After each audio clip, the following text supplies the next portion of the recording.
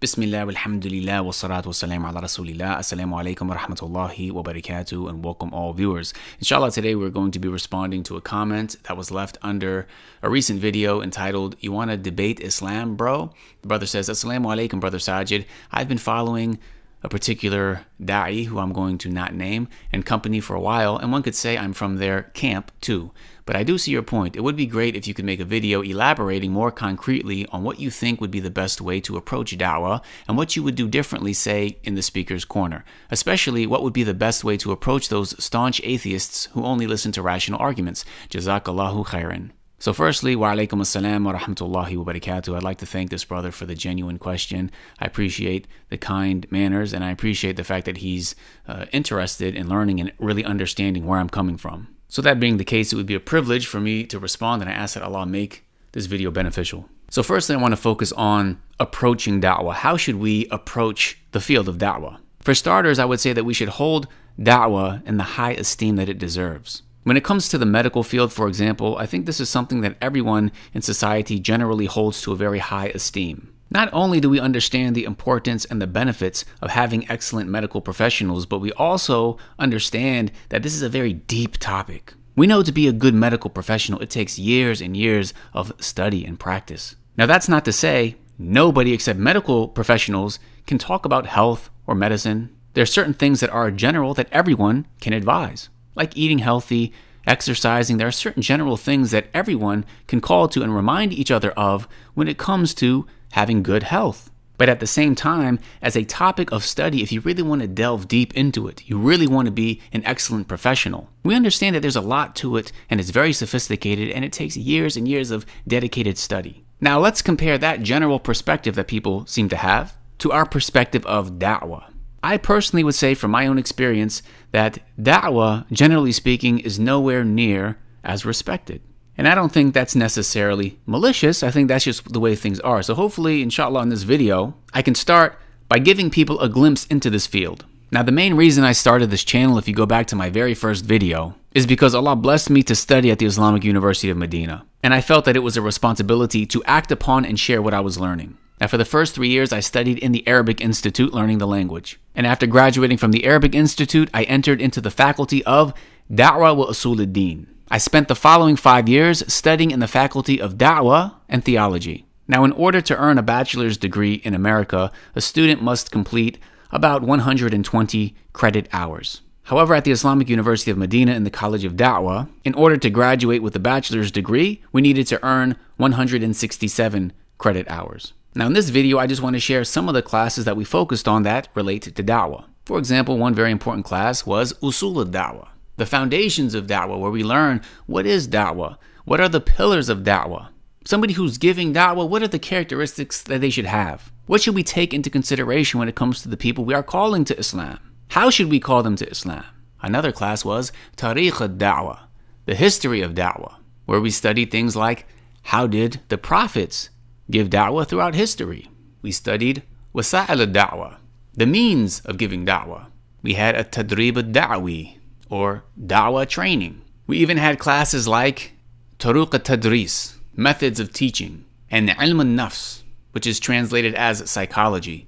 But even classes like psychology and teaching, education, they were all based on the Quran and Sunnah. And that was one of the things that had the most impact on me studying and living in the city of Medina. Living and seeing how everything was foundationally returning to the Quran and Sunnah. Because growing up in the West, we are brought up to make a clear detachment when it comes to so-called secular things in relation to religious things. But when it comes to Islam, it is a complete religion. It relates to every aspect of human life, and actually living that and seeing that was extremely profound. Anyways, I don't want this video to be too long, but I did want to give a glimpse at one of the books that we studied. And inshallah, this will give you an understanding regarding how one can approach studying da'wah. This book was actually authored by one of the teachers in Kulliyat Da'wah. So the first thing you start with is, well, what is da'wah? What's the importance of da'wah?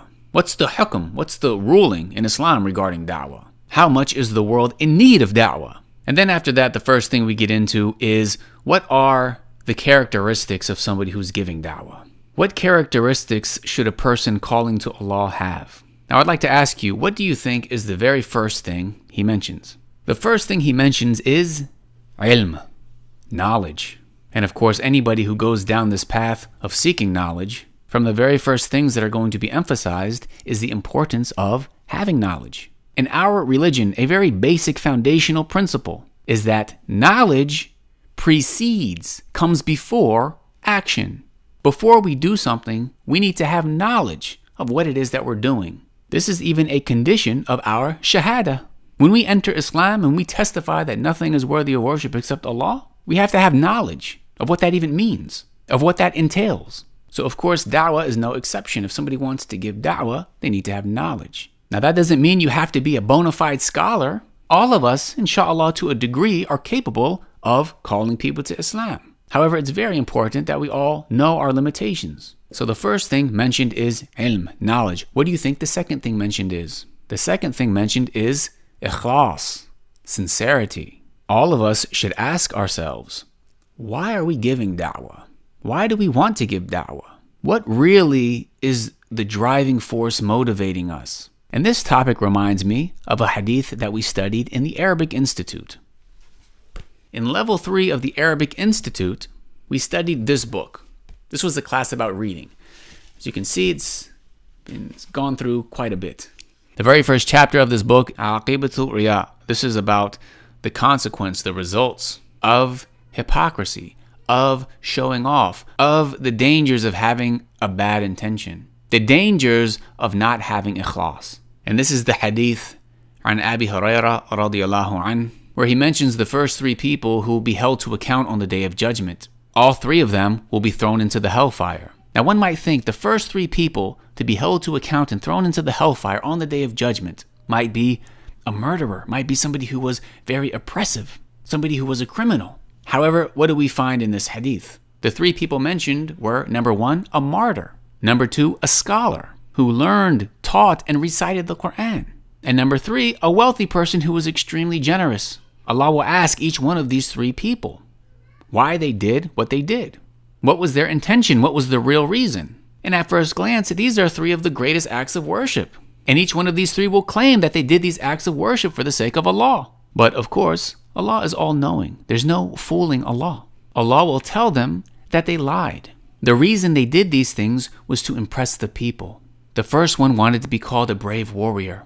The second wanted to be called a scholar and a reciter of the Quran. And the third one wanted to be called generous. That's why they did it.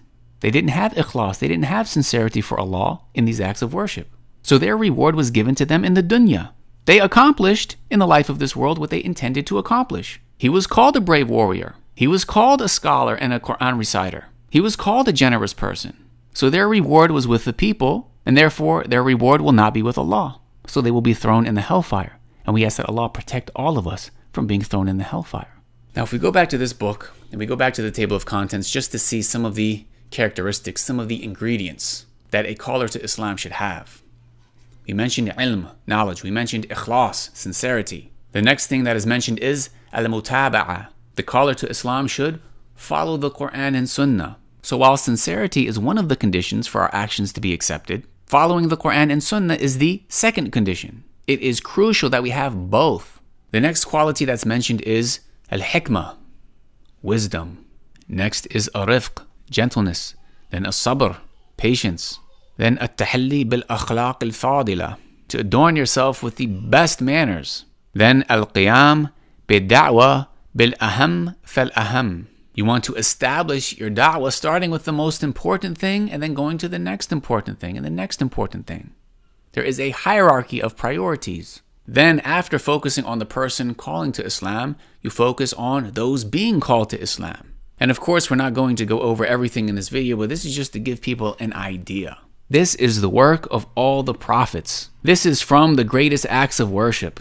This is something that the scholars of Islam throughout history have focused heavily on. So firstly, when we approach da'wah, we need to make sure we are holding it in the high esteem it deserves. That we're not just looking at it like it's some hobby, that is something that we just do for fun, that we do it for entertainment, or so that we can be called smart, or skilled, or brave. We need to make sure that we have knowledge of what we're calling to. So this is just one very brief introduction. As for the next two questions, what would you do differently, say, in the speaker's corner? And what would be the best way to approach those staunch atheists who only listen to rational arguments? Inshallah, we will address those in future videos. Thank you so much for watching. If you made it to the end of the video, please let me know in the comments what your favorite drink is. Also, if you like and appreciate these videos and you want to see more, you can become a part of the Dawah team by contributing. Inshallah, the more resources we have, the more videos we can produce, the more books we can publish, the more courses we can develop. Thank you for watching, and inshallah we will finish answering these questions soon. Jazakumullahu khairan wa assalamu alaikum wa rahmatullahi wa barakatuh.